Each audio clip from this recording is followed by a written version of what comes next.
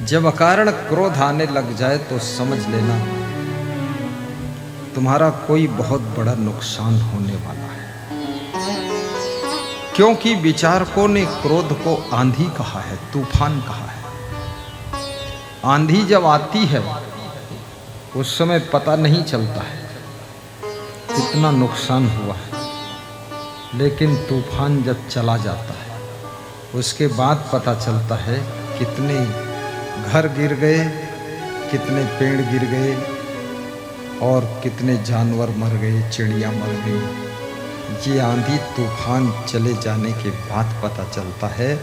ऐसे ही जब क्रोध की आंधी आती है उस समय पता नहीं चलता है क्या नुकसान हुआ, लेकिन क्रोध की आंधी जब शांत हो जाती है तब तुमको पता चलता है कि तुम्हारे क्रोध के कारण तुम्हारा घर भी बिगड़ गया, व्यवस्था बिगड़ गई, बिजनेस बिगड़ गया, सर्विस भी छूट गई और तुम हीरो से जीरो हो गए।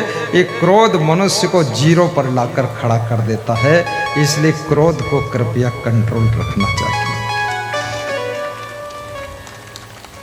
कितने लोगों के अंदर बहुत गुस्सा भरी हुई है, चिड़चिड़ करते हैं, चिड़चिड़।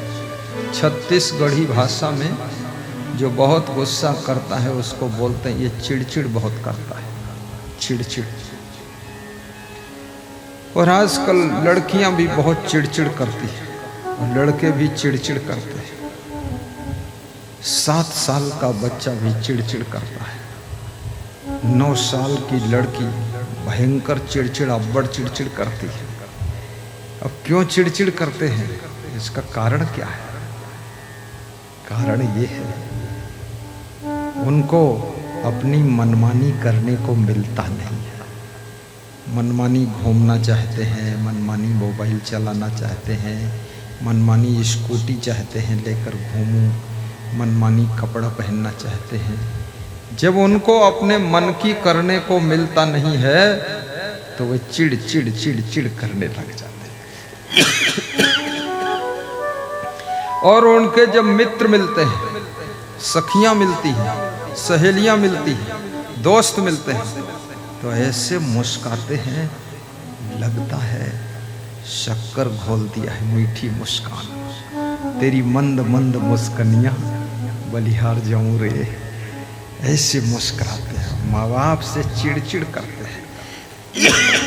और जो बालक, जो बालिका माँ बाप से चिड़चिड़ करता है, धीरे धीरे माँ बाप का प्रेम उससे कम हो जाता है।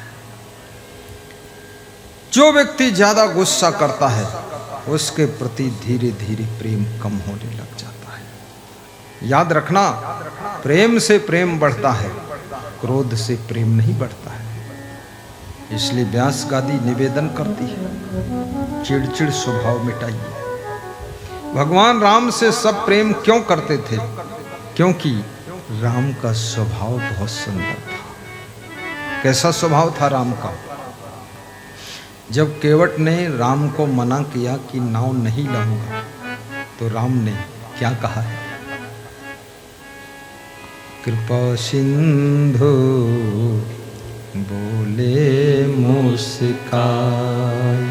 ये स्वभाव है, मुस्कुरा कर बोले।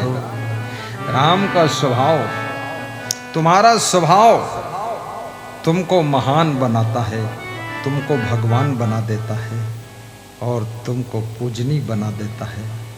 जीवन के कोने कोने में स्वभाव का प्रभाव होता है।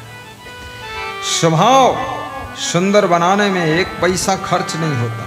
मकान सुंदर बनाना है तो करोड़ों पैसा लगेगा, गाड़ी सुंदर लाना है करोड़ों रुपया लगेगा, कोई सामान सुंदर लाना है बहुत पैसा लगेगा, कपड़ा सुंदर पहनना है बहुत पैसा लगेगा, लेकिन स्वभाव सुंदर बनाना है 1 पैसा नहीं लगेगा, फ्री में सुंदर स्वभाव बनेगा। लेकिन मजे की बात यह है, स्वभाव सुंदर हो जाए तो स्वभाव सुंदर है तो सुंदर स्वभाव से पैसा बहुत मिलेगा, खूब मिलेगा। यानी पैसा से स्वभाव सुंदर नहीं बनेगा, लेकिन सुंदर स्वभाव यदि बना लिया तुमने तो सुंदर स्वभाव के प्रभाव से पैसा खूब मिलेगा। चलो पैसा पैदा करो, सुंदर स्वभाव करो, तो मंद मंद मुस्कुराओ, दिखाओ मुस्कुरा करके। हो गया मुस्कान। कितने लोगों ने तो 20 साल हो गए मुस्कुराए ही नहीं। बहुत भयंकर टेंशन में है। अमेरिका से एक भक्त से फोन से बात हुई तो बोला 15 साल से हंसा नहीं, 15 साल से हंसा ही नहीं। उसकी पत्नी बोली मैं भी नहीं हंसी हूं। तो मैंने कहा पति भी नहीं हंसा, पत्नी भी नहीं हंसी, तो पति कहाँ फंसा, पत्नी कहाँ फंसी, क्यों नहीं हंसा, क्यों नहीं हंसी, क्या बात क्या है, गरीबी है क्या? अरे बोले क्या बात करते आप श्रीमान जी, गरीबी? 2 बहुत बड़े होटल हैं, समुद्र के किनारे भी होटल है, व्हाइट हाउस के पास में होटल है, 6 पेट्रोल पंप है। क्या बात है, बहुत बड़े बड़े स्टोर है। तुमने कहा फिर हंसते क्यों नहीं हो? बोले हंसी आती ही नहीं है, हंसना भूल भी गए हैं। कितने लोग हंसना भूल चुके हैं। कितनी स्त्रियां भी बचपन में खूब हंसती थीं, जब से शादी हुई है इतना सीरियस रहती है, डॉक्टर भी देख करके दंग रह जाता है, सोचता है इसको कौन सा रोग है। वो पूछता है स्त्री से तेरे को क्या रोग है? बोलता रोग पता होता तेरे पास क्यों आती, तू खुद पता लगा रोग क्या है। तो डॉक्टर उसके पति से पूछता तू बता रोग। पति बोला जो रोग इसके वही रोग मेरे है। सब चिंता का रोग लगा हुआ है, चिंता चिंता चिंता चिंता जिंदा को जलाती है, चिता मुर्दा को जलाती है। दोनों में एक बिंदी का फर्क है। चिता से ज्यादा खतरनाक चिंता है। चिता तो जब तुम मर जाओगे तब लाश को जलाएगी, लेकिन ये चिंता जिंदा में ही तुमको जलाती रहती है, रोज जलाती है, रोज जलाती है। चिंता करने से आयु कम हो जाती है। यदि आपका पति ज्यादा चिंतित रहता है तो समझ लेना अब उसकी मृत्यु निकट है। इसलिए हर पत्नी को जिम्मेदारी है पता लगाना चाहिए मेरा पति चिंतित क्यों है, और जो चिंतित है जिस कारण से उस कारण को मिटाइए और पति को हंसाइए, खुश कीजिए, ताकि उसकी उम्र 10 वर्ष बढ़ सके, आपका पति जल्दी न मरे।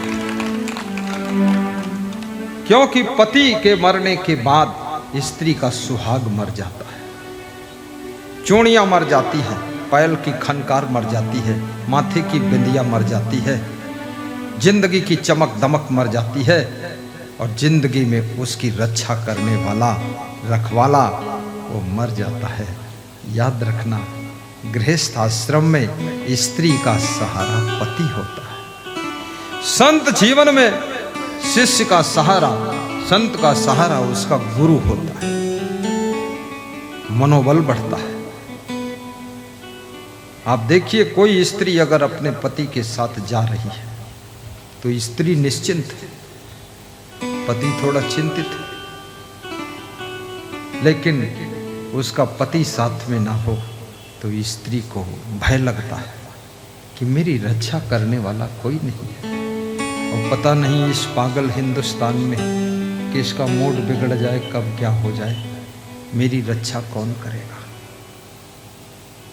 स्त्री का शरीर ऐसा है जो रक्षा के कवच कुंडल के अंदर ही सुरक्षित रहता है, और स्त्री का सबसे बड़ा रक्षक उसका पति होता है। इसलिए पति को चिंता में देखना तो थोड़ा सोचना क्या बात है। और यदि आपकी पत्नी चिंतित है, हंसती नहीं है, मुस्कुराती नहीं, तो समझ लेना ये बात भी खतरे से कम नहीं। किसी रोज जहर भी पी सकती हो, किसी रोज मायके वापस भी जा सकती है। कुछ बात है जरूर, कोई कारण होगा।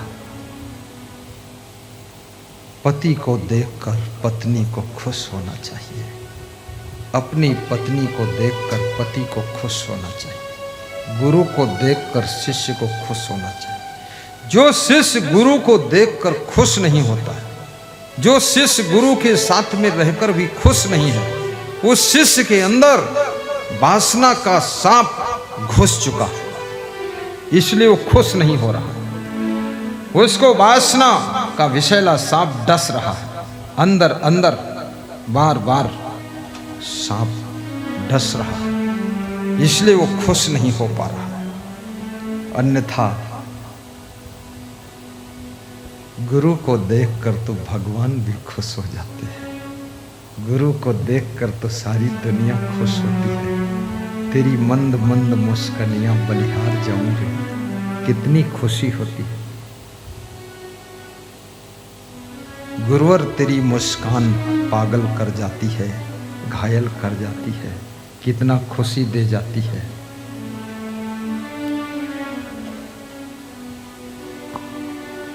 और याद रखना, मनुष्य कभी खुद की चिंता से चिंतित नहीं होता है। गृहस्थ व्यक्ति अगर उसके बच्चे गलत राह को पकड़ रहे हैं तो पति पत्नी दोनों चिंतित हो जाते हैं कि इन बेटों की जिंदगी का क्या होगा। मन में दुख हो जाता है। इसलिए हर बेटा और बेटी का धर्म बनता है, अपने माँ बाप को चिंता मुक्त करिए, चिंता मुक्त करिए, उनको खुश करिए। क्या रखा है मोबाइल में, क्या रखा है फैशन में, क्या रखा है नखरों में, क्या रखा है दुनिया के विषय भोगों में।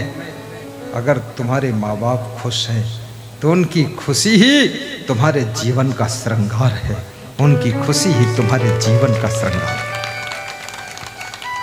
माँ बाप को चिंता मत देना, अपने गुरु को भी चिंता में मत डालना।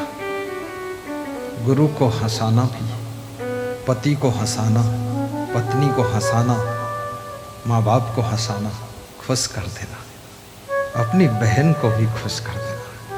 मैं तो जहाँ जाता हूँ वहीं खुश कर देता हूँ, उसमें क्या मेरा पैसा खर्च होता है? कोई पैसा नहीं खर्च होता। मैं खुश हो जाता हूँ, सब खुश हो जाते हैं, और मैं मुंह ऐठूं तो सब मुंह ऐठ देते हैं। अभी हमको लोग मिलने आए, जरवे गांव के बहुत लोग मिलने आए, सैकड़ों लोग, बड़ा अच्छा लगा। मैं पूछा कहाँ से आए? बोले जरवे। तो हमने कहा गाड़ा डी से कोई नहीं आया?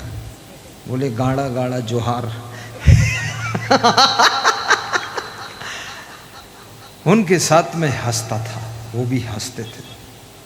फिर दोपहर में सत्संग में आ रहा था तो धौरा भाठा से पटवारी स्वर्गीय श्री सत्यनारायण जी का परिवार, गुल्लो के श्री खेमलाल जी का परिवार और सब भक्त लोग मिलने आए। मैं भी खुश था, वो भी खुश थे। मैं तुरंत पहचान लिया, अरे आप पटवारी साहब की पत्नी हैं, आप उनके बेटा है, ये बेटी है उनकी। तुरंत पहचाना। फिर कुछ लोग पुत्र लाभ के लिए आए कि कुछ फल दे दो, पुत्र लाभ हो जाए। तो मैं तो फल दे देता हूँ, क्योंकि मनुष्य को मन को चोट नहीं करना चाहिए। आशा लेकर आया है तो सेव फल दे देता हूँ। सेव फल दे दिया। कम से कम 10,000 लोगों के पुत्र लाभ हुआ है सेव फल देने से, और जिंदगी भर लोग सेव फल खाए, एक चूहिया नहीं पैदा हुआ। और मेरे हाथ से सेव फल पहुंचा, वो पुत्र हो गया। एक हमारे पास में बहुत बड़ा अफसर आया, अरे बोला कुछ आशीर्वाद दे दो, तो उसको 2 फल दिया और दोनों खा गई उसकी बहू, तो एक साथ 2 बच्चे हुए। हमने कहा क्या हुआ? बोले डबल हुआ है। तो हमने कहा चलो 2 बार का झंझट भी खत्म हुआ, एक ही बार निपट गया। आजमगढ़ में एक भक्त ने बहुत सेवा किया, तो हमने कहा जाओ तुम्हारे भी डबल हो जाएगा, 2 पुत्र एक साथ ही। तो मैंने कहा कहो तो 5 हो जाए, पांडव एक साथ है। अरे बोले वैसे इतना ही ठीक है। अब मेरे को भी ये पता नहीं क्यों होता है, कैसे होता है, क्या होता है, हम नहीं जानते। बस एक बात जरूर है, मैं अपने गुरु का 1 सेकंड ध्यान लगाता हूँ और सेव फल दे देता हूँ। इसको खा लेना पति पत्नी आधा आधा। आज तो एक ऐसे भक्त हमारे पास है, वो सुबह से बहुत भूखे भी थे, तो 1:30 बज गया, कुछ खाया नहीं, तो उसको मैंने फिर 4 सेव फल दे दिया। अब देखो क्या होगा भाई। पर पुत्र के लिए तो एक ही दिया हूं, पर उसका भूख ज्यादा था तो फिर केला भी दे दिया। हमने कहा तू खा ले, भूखा बहुत। खुश रहना चाहिए। देखिए सारा संसार दुख और चिंता में डूबा है। गुरु के पास में लोग अपनी अपनी चिंता, अपना अपना दुख, अपनी अपनी पीड़ा भेंट करने के लिए लाए हैं कि गुरुदेव के पास जा रहा हूं, मेरा कुछ दुख कम हो जाएगा। बात यही है ना, मेरा पीड़ा कम हो जाएगी, गुरु जी की दृष्टि पड़ जाएगी तो मेरी भी सृष्टि अच्छी हो जाएगी, मेरा घर अच्छा हो जाएगा। क्योंकि भगवान तो मिलते नहीं हैं, अब गुरु मिलते हैं तो उन्हीं से कनेक्शन है, रिलेशन है, गुरु का डायरेक्शन है, गुरु का ही लाइफ में सिलेक्शन है, तो गुरु का आशीर्वाद हम ले लेते हैं। और अब मुझे भी पता नहीं है, मैंने भी आशीर्वाद लिया है, अपने लिए भी लिया हूँ, क्योंकि मुझे भी ज़रूरत पड़ी कभी कभी, तो मैं अपने गुरु से लिया, तो मेरा तो सब फलित हो गया, बहुत फलित हुआ। अभी भी ले लेता हूँ, ऐसे हाथ जोड़ता हूँ। गुरु तो परलोक चले गए, 1.5 साल हो गया, फिर भी उनका नाम ले लेता हूँ। कब लेता हूँ? जब बहुत जागता हूँ और दिमाग काम नहीं करता और प्रवचन में बैठना पड़ता है, सिर दर्द होता है, जागना बहुत पड़ा, भागना बहुत पड़ा, तो मैं क्षमा देव का नाम लेता हूँ। गुरुदेव आज प्रवचन बिगड़े ना, अच्छा हो जाए, क्योंकि मेरे लिए ये भी बहुत बड़ी चुनौती का काम है। हजारों लोग आते हैं, तो उस दिन सबसे अच्छा प्रवचन हो जाता है और सिर दर्द भी गायब हो जाता है, और हम कहते जय क्षमा देव की, तो क्षमा देव सपने में आते हैं कि ज़्यादा मेरी जय मत बोला करने, आशीर्वाद रोक दूंगा। तो मैं आपसे भी कहूँगा, आप भी खुश रहा करो। सबसे बड़ा सुख पति पत्नी बैठकर 24 घंटे में 2 बार हंस लिया करो। माँ बेटा, माँ बेटी, सास बहू, पिता पुत्र, भाई भाई बैठकर दिन भर में 2-4 बार हंस लिया करो। हंसना जरूरी है, लेकिन ऐसे टाइम मत हंसना। अब बाप सो रहा, तुम हंस रहे हो, डिस्टर्ब कर रहे हो। माँ सो रही, तुम ही कर रहे हो। हाँ, उस समय शांत रहना, उस समय नहीं हंसना। हंसना भी कब है? नमक डालना है, लेकिन भात में डालना है कि दाल में डालना है, ये समझ लेना है। अब तुमसे किसी ने कह दिया रसोई में नमक रखा है डाल दो, और तुमने दूध में नमक डाल दिया, तो फिर डांटे भी जाओगे, दूध भी खराब हो जाएगा। तो हंसना है, लेकिन कब हंसना है, इस बात को ध्यान रखना है। इस बात का जो ध्यान रखता है, उसकी हंसी भी लोगों के लिए तोहफा बन जाती है, तोहफा बन जाती है।